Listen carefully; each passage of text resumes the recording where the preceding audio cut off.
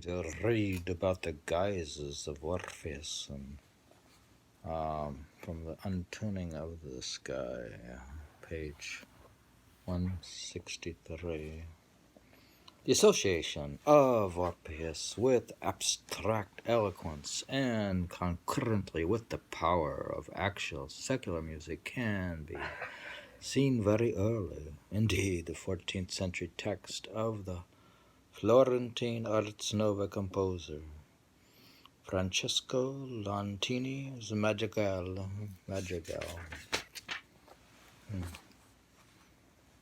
Si dolce no sono cielo Orfeo represents this tradition in almost its fully developed form.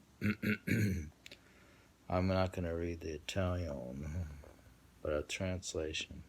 So sweetly did not Orpheus sound with his lyre, when he drew towards himself beasts, birds, and woods, singing of the divine child of love, as did my rooster from out the woods, with such sound as was never heard from Philomel in the green woods. No more did Phoebus sing when his lute was scorned by Marsyas in the verdant woods, where victorious he deprived him of his life.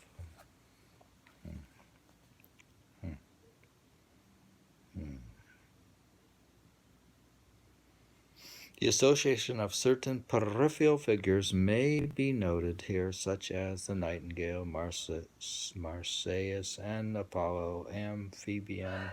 The fact that Orpheus's attractive music is compared unfavorably here with the poet's prized Gallo only indicates his status as a conventional touchstone. He's saying Orpheus continues throughout the centuries to be used in this way, often as in the famous song in Henry VIII, Act 3, number 1. The whole point of the reference will turn upon an exposition of the classical material. Orpheus with his lute made trees and the mountain tops that freeze bow themselves when he did sing to his music. Plants and flowers ever sung as sun and showers there had made a lasting spring. Everything that heard him play, even the billows of the sea, hung their heads and then lay by. In sweet music is such art, killing care, grief of heart, fall asleep and hearing die.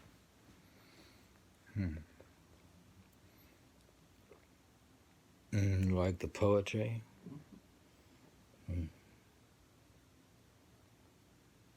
This song, almost universally assigned to Fletcher.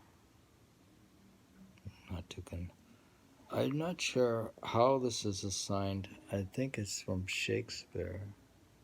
Wait a minute. Song in Henry VIII, 8th. Wouldn't they say that was Shakespeare?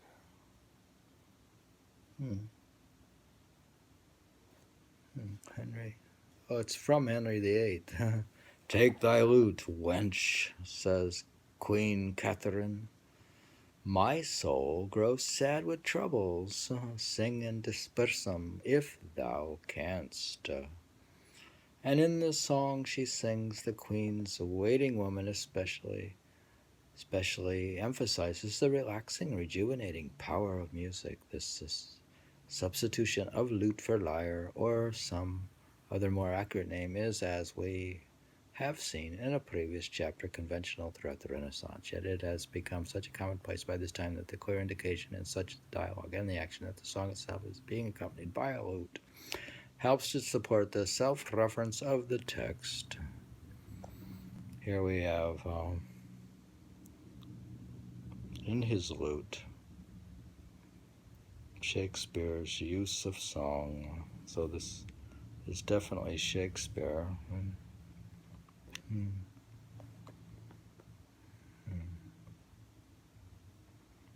Of course, Shakespeare talks about the power of music,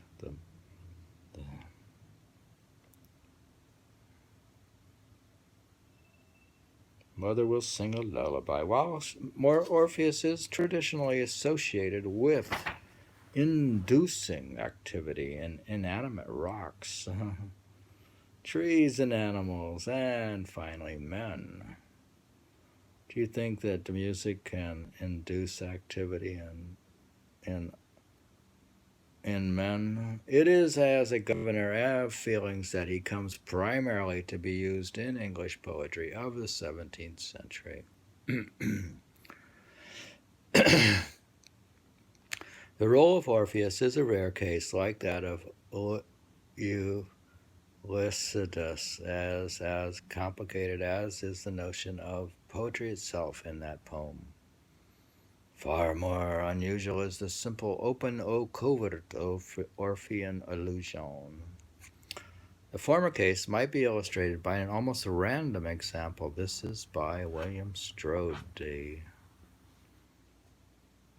There's an example of, I guess, a poem.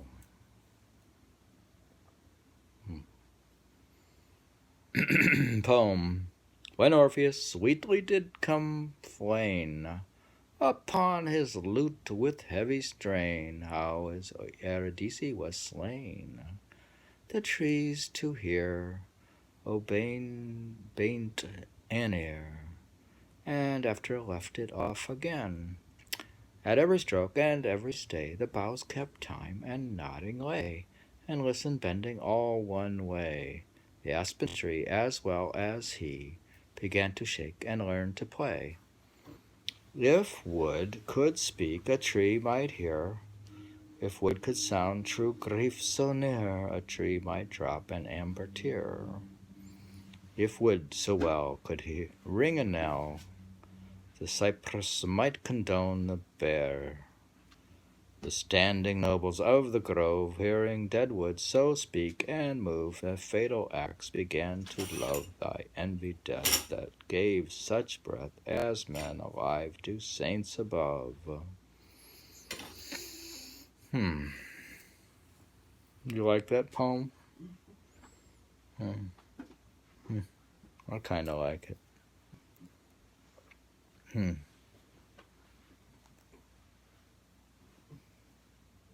Read it again. When Orpheus sweetly did complain upon his lute with heavy strain, how his Eurydice was slain, the trees to hear obeyed an ear, and after left it off again. At every stroke and every stay, the boughs kept time and nodding lay, and listened bending all one way. The aspen tree, as well as he, began to shake and learn to play. If wood could speak, a tree might hear. If wood could sound true grief so near, a tree might drop an amber tear. If wood so well could ring a knell, the cypress might condone the bell. The standing nobles of the grove, hearing dead wood so speak and move, the fatal axe began to love. They envied death, that gave such breath as men alive to saints above.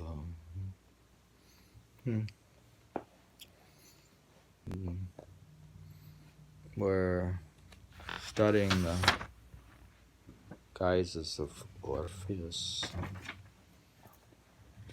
This is typical of 17th century poetic treatments of Orpheus, if only because of the way in which it employs an elaborate conceit, almost an end in itself in this poem, to account for the emotive and motivating powers of the hero's music. Here also is a slightly submerged reference to actual musical facts. The shake of, quote, began to shake and learn to play. Puns on the 17th century lute ornament also. An ornament is where you a grace note. To shake. Began to shake.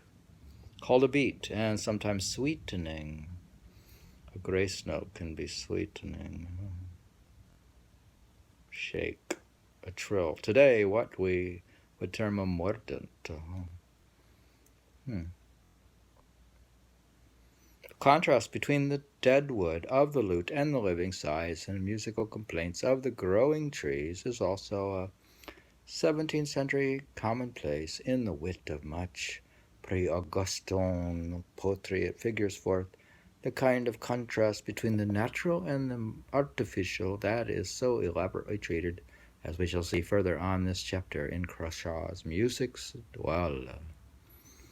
Again, the Orphean allusion can be a covert one, as in these lines from Waller's at Penshurst. Poem quote: while in the park I sing, the listening deer attend my passion and forget to fear. When to the breaches I report my flame, they bow their heads as if they felt the same. To gods appealing, when I reach the bowers, with loud complaints they answer me in showers. To thee a wild and cruel soul is given, more deaf than trees and prouder than the heavens.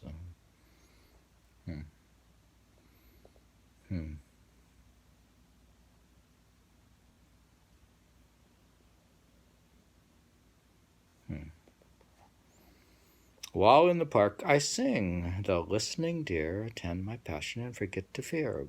When to the beaches I report my flame, they bow their heads as if they felt the same. To gods appealing, when I reach the bowers, with loud complaints they answer me in showers. To thee a wild and cruel soul is given, more deaf than trees and prouder than the heavens.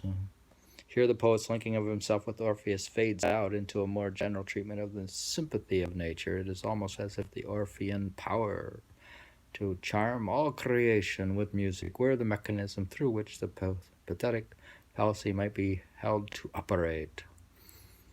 But before Orpheus can emerge as a sublime shaper of human feeling, rather than merely of a universal activity, as the rare material of the myth provides, there would be several stages of quasi-allegorical treatment of the story by medieval and Renaissance writers.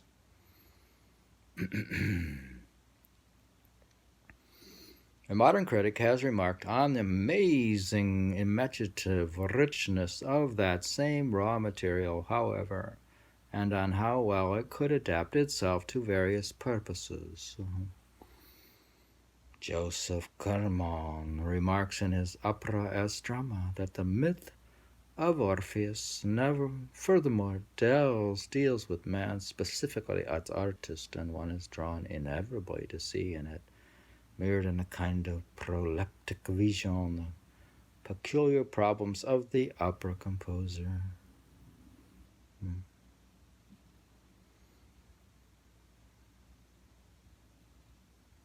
Initially, Orpheus is the supreme lyric artist. In the classic view, he is the ideal of the prize-winning guitarist, the guitarist. Or in Christian allegory, the evangelical psalmist who charmed the melancholy soul, like David. To the 14th century is the minstrel who exacts his boon from the fairy queen. To the 16th, perhaps the madrigalist. To the 19th, proud Walter who persuades the German pedants. We have to stop there. Talking about basically Orpheus. He's the supreme guitarist. We are reading the